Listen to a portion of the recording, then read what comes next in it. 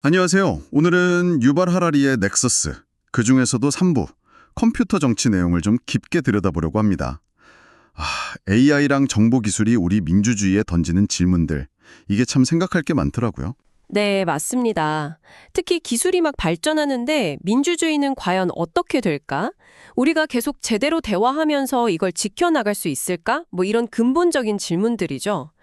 하라리는 결국 기술 자체가 문제가 아니라 우리가 이걸 어떻게 쓰느냐, 그 선택이 중요하다고 강조하거든요. 맞아요.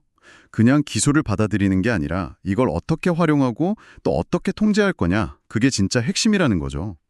그럼 하라리가 어떤 통찰을 내놓고 있는지 한번 들어가 볼까요? 우선 디지털 시대에 민주주의가 살아남으려면 어떤 원칙이 필요하다고 보나요? 하라리가 네 가지 중요한 원칙을 이야기하는데요. 첫 번째는 선의입니다. 이게 뭐냐면 데이터를 모으고 쓰는 게 개인을 도와주려는 목적이어야 한다는 거예요. 뭐랄까, 의사랑 환자 관계처럼요. 조종이나 통제가 아니라. 선의, 신뢰가 기본이 되어야 한다. 근데 이게 현실에서는 참 쉽지 않은 문제 같긴 하네요. 두 번째 원칙은 뭔가요? 바로 분권화입니다. 정보하고 권력이 특정 소수한테 확 쏠리는 걸 막아야 한다는 거죠. 근데 이게 좀 재밌는 게 가끔은 좀 비효율적으로 보이잖아요. 분산된 구조가. 근데 그게 오히려 민주주의를 더 튼튼하게 만드는 뭐랄까 안전장치일 수 있다는 거예요. 효율성만 따질 게 아니라 견제와 균형, 그게 더 중요하다는 민주주의 기본 원리랑 통하는 거군요. 네. 세 번째는요? 세 번째는 상호주의인데요. 개인에 대한 감시가 늘어나면 반대로 시민들이 정부나 큰 기업들을 감시할 수 있는 힘도 똑같이 커져야 한다는 거죠. 그러니까 상향식 감시라고도 하는데 그래야 균형이 맞다는 겁니다. 일방적인 감시가 아니라 서로 감시하고 견제하는 시스템. 네. 마지막 원칙은 뭔가요? 네 번째는 변화와 휴식의 여지를 둬야 한다는 겁니다. 그 옛날 카스트 제도처럼 한 번 딱 정해지면 영원히 못 바꾸는 그런 시스템은 되게 억압적이잖아요. 그러니까 감시 시스템이 너무 딱딱하게 굳어버리거나 반대로 너무 느슨해도 안 되고 개인이나 사회가 이렇게 변하고 성장할 가능성을 열어둬야 한다는 거죠. 네 가지 원칙 다 들어보니까 정말 중요한데 현실은 좀 위태로워 보이기도 합니다. 하라리가 구체적으로 지적하는 위협들은 어떤 게 있을까요? 역시 제일 먼저 나오는 건 감시 기술의 발달이죠. 이게 그냥 지켜보는 걸 넘어서서 중국의 사회 신용 시스템 얘기처럼 개인 행동 하나하나를 점수 매기고 통제하는 거랑 결합하면 이건 보이지 않는 새로운 신분제, 카스트 같은 걸 만들 수 있다는 경고예요. 생각만 해도 좀 무서운데요. 또 다른 위협은요? AI가 점점 똑똑해지는데 우리가 그걸 이해하기 어려워지는 거? AI의 불가해성이라고 하죠.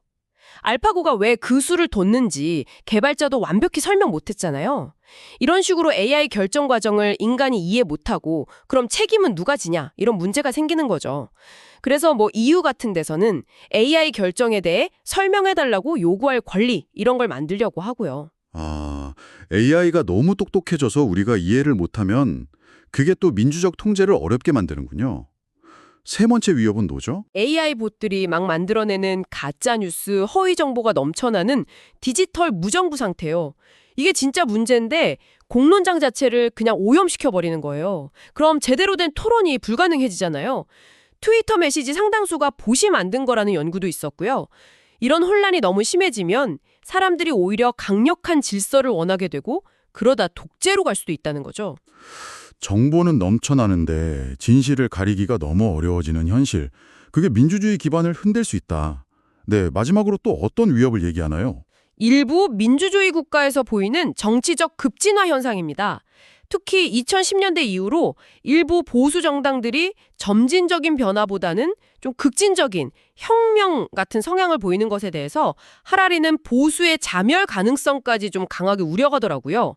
이 부분은 특정 정치 세력에 대한 저희의 평가가 아니라 하라리의 분석을 중립적으로 전달하는 겁니다. 결국 민주주의는 왼쪽이든 오른쪽이든 극단적인 유혹을 이겨낼 때 강해진다는 점을 강조하는 거죠. 국내 정치 문제뿐만 아니라 국제적으로도 뭔가 위협이 있겠죠. 그럼요. 실리콘 장막이라는 표현을 쓰는데요. 미국이나 중국 같은 거대 기술 국가들이 각자 자기들 기술 표준, 가치관, 정치 시스템을 가지고 전 세계 데이터를 막 빨아들이면서 영향력을 행사하는 거, 이게 심해지면 거의 데이터 식민주의 아니냐, 이런 우려죠. 세계가 두 개의 큰 디지털 진영으로 나뉠 수 있다는 거예요. 냉전 때 철의 장막처럼요. 이것도 지정학적인 분석에 대한 중립적인 설명입니다. 듣고 보니 정말 문제들이 얽히고 설켜 있네요. 그럼 하라리는 어떤 해법을 좀 제시하고 있나요? 핵심은 두 개입니다. 규제하고 국제협력. 일단 AI에 대한 규제가 정말 중요하다고 봐요. 아주 강력하고 현명한 규제요. 특히 봇 같은 거 있잖아요. 인간 아닌 것들이 사람인 척하면서 여론 조작하는 거. 이건 법으로 막아야 한다고 주장해요. 알고리즘도 좀 투명하게 하고 최종 결정은 꼭 사람이 하도록 하고요. 네, 정보 시장을 제대로 규제하는 게 민주주의 생존에 달렸다는 그 말이 참 인상 깊었어요. 국제적인 노력도 강조했죠. 맞습니다. 문화나 정치 시스템이 서로 달라도 핵무기 통제했던 것처럼 인류 전체의 위협이 되는 문제 앞에서는 정보를 나누고 협력할 수 있다. 또 그래야 한다고 보는 거죠. 애국심하고 국제협력이 꼭 부딪히는 것만은 아니라는 점도 지적하고요. 결국 기술이 미래를 그냥 결정해버리는 게 아니라 우리가 그 기술을 어떻게 쓸지 선택하는 게 중요하다. 이런 메시지로 다시 돌아오네요. 정확합니다. 역사를 보면 인류는 항상 위기 앞에서 협력의 범위를 넓혀왔거든요. 지금 이런 도전들도 기술 때문에 어쩔 수 없는 결과라기보다는 결국 우리의 의지, 우리의 선택에 달린 문제라는 거죠. 네, 오늘 하라리의 통찰을 통해서 정말 많은 생각을 하게 됩니다. 이 이야기를 들으신 여러분은 정보기술과 민주주의의 미래를 어떻게 만들어가야 한다고 보시나요? 특히 요즘 온라인에서의 나와 현실의 내가 점점 더 구분하기 어려워지는데 이런 시대에 우리의 정체성과 민주주의는 또 어떤 관계를 맺게 될지 한번 고민해 보시면 어떨까 싶습니다. 이 질문을 여러분께 남기면서 오늘 깊이 있는 탐구는 여기서 마무리하겠습니다.